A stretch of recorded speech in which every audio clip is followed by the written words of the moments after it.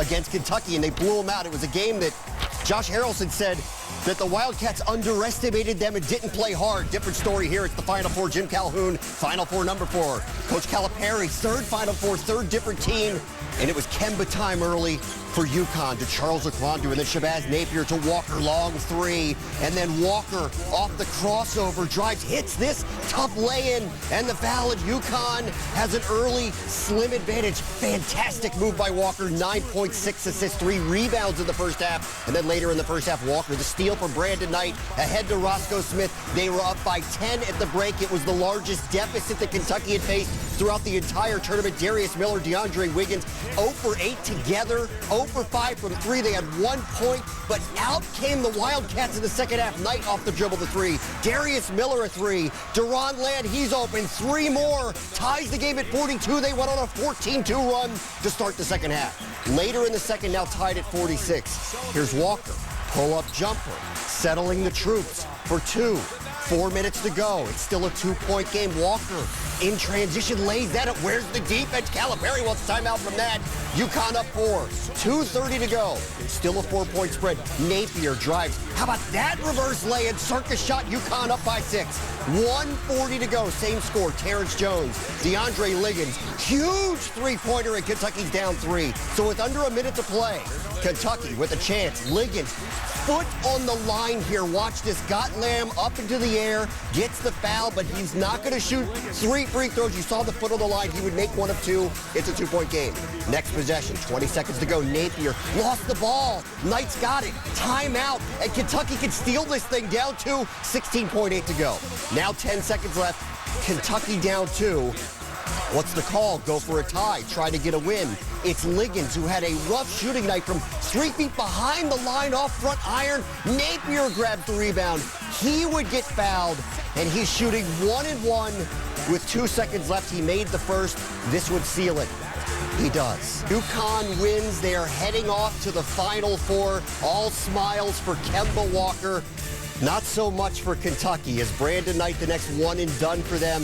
If so, it was a rough night from the field. 17 points, but 6 of 23 from the field. You saw Liggins miss the big 3. At the end of the game, he went 1 for 7 from the field, 1 for 5 from 3. And Kentucky really shot themselves in the foot from the free throw line. Just 4 for 12 for the game. As for UConn, they were able to overcome 1 for 12 from 3. And Jim Calhoun moves on.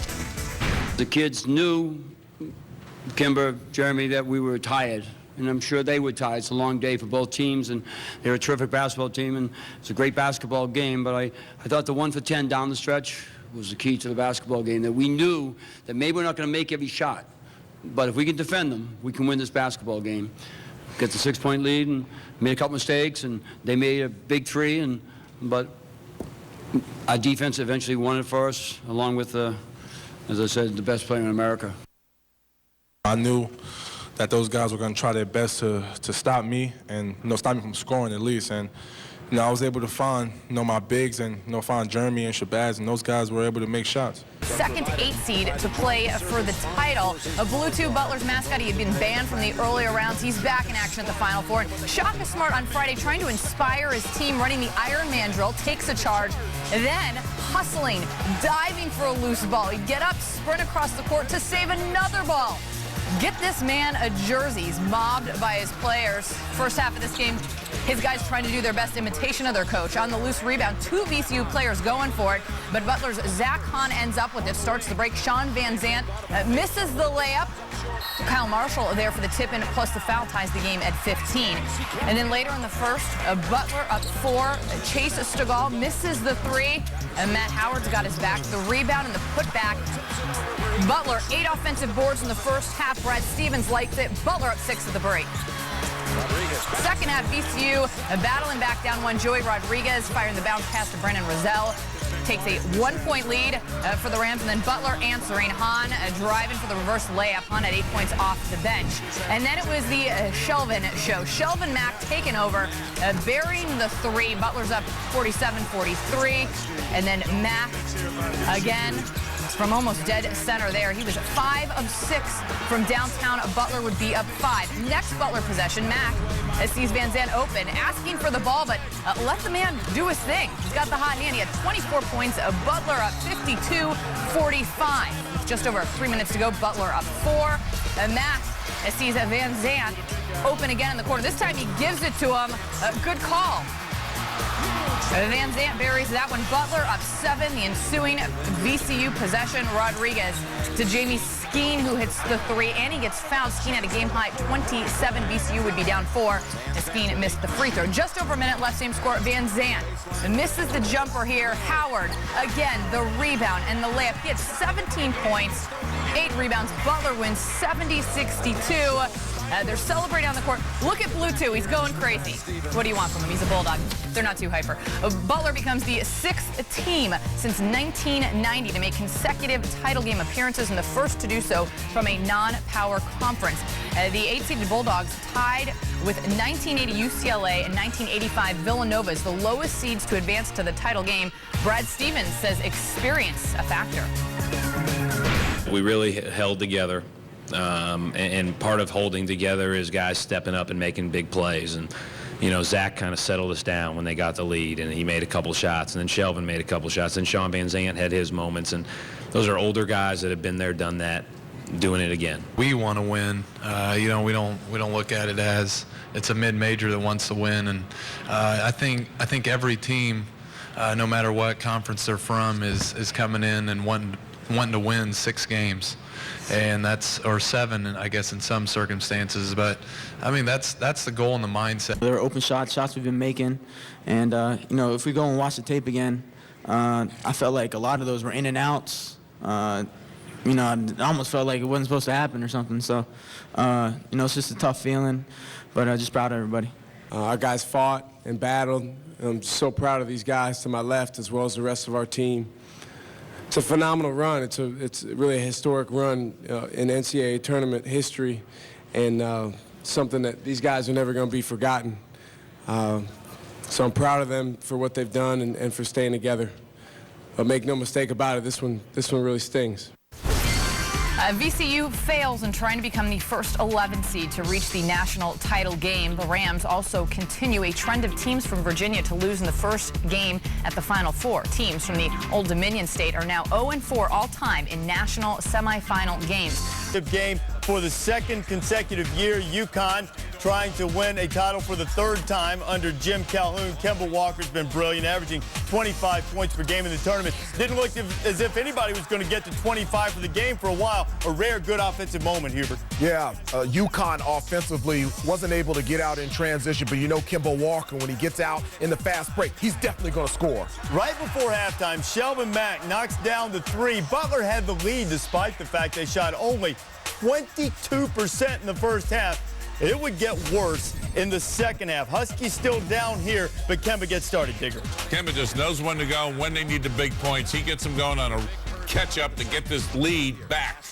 A wild drive by Shabazz Napier. Tyler Olander, who had the first bucket of the night for the Huskies, gets the second half assist for their only 3 of the night to Jeremy Lamb, then Lamb on D. He was huge on both ends of the floor. How many times have we seen him get in the pass lanes, get the steal, and finish in transition? This time, Napier, beautifully run play, and Lamb on the business end of the alley-oop. 9-point lead in the way Butler was shooting. That seemed insurmountable. Walker driving and scoring. The Con up by 11, and Butler was just miserable from the field. Matt Howard was 1 for 13, Digger. They were just horrible. Howard goes 1 for 13. Matt goes 4 for 15. And credit the extension, the pressure, and the intimidation with 10 blocks inside. That's the first 2 points in the paint in the game for the whole game. Only 6 minutes left before they got a bucket in the paint. Butler missed 23 of his first 25 in the second half. Oriaki and 1. Oriaki just a complete game, double-double. 11 points, 11 rebounds, and 4 of UConn's 10 blocks. Napier on one of those daring drives. UConn up by 14, and Butler, knowing that the Dream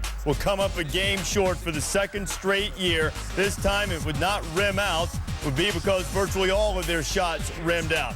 UConn scores only 53 points, but sets off joy in Stores and in Houston. A coach and his warrior, Calhoun and Kemba, champions, as Calhoun raises the trophy for the 3rd time in his career. 53-41 is the final. Walker leading the way with 16 despite shooting just 5 of 19 from the floor. Butler, meanwhile, sets an NCAA championship game record for futility by shooting just 18.8% from the floor. The gold basketballs representing 2-point field goals, you'll see only 3 of them show up for the entire game. Only 3 2-point buckets, too many red marks, not even close for the Bulldogs tonight as they fall well short, and UConn claims its 3rd national title. This group has taken me on one of the great special journeys, better than I could possibly imagine. And when I needed maybe a little more of what I do as a teacher coach for 39 years, they gave me it tenfold. Every time we play hard, great things always happen for us. And going into games, we always say, if you miss a shot, it's all right. But if you don't play hard, it's not good enough. So as long as we play hard, great things happen for us. People said that we was young. People said, we was a one-man team. Kim didn't have any help, but no post players, anything like that. So as the season went on, we just kept working and kept working. We ended up, being a good overall team, and Kimber just led us really, and so it feels good right now. What does not feel good to Butler is its offensive futility. Look at the moments of, I guess, something not to be proud of for Butler offensively, shooting less than 19%. That's the worst ever. 3 2-point field goals, the fewest ever. 12 field goals made, the fewest since 1946. The 41 points, the fewest since Oklahoma State was able to muster only 36 and 49 and 52 shots missed. The most since Kentucky missed that many in a loss to UCLA in 1975. So Butler, make no mistake, they've set the gold standard for mid-majors by making it to the title game 2 consecutive years. But this night was one to forget. Without question, 41 points and 12 of 64 is not good enough to win any game, let alone the national championship game. This one's pretty frustrating, just personally, and I wish from my standpoint that I was able to give a little bit more to my team, and it was just one of those days. You talk about in sports records that will never be broken, this is probably one. Butler shooting 18.8%, the worst in the history of the national championship game. 70 years ago, Wazoo shot 21.5%, and Butler erases them from the record book.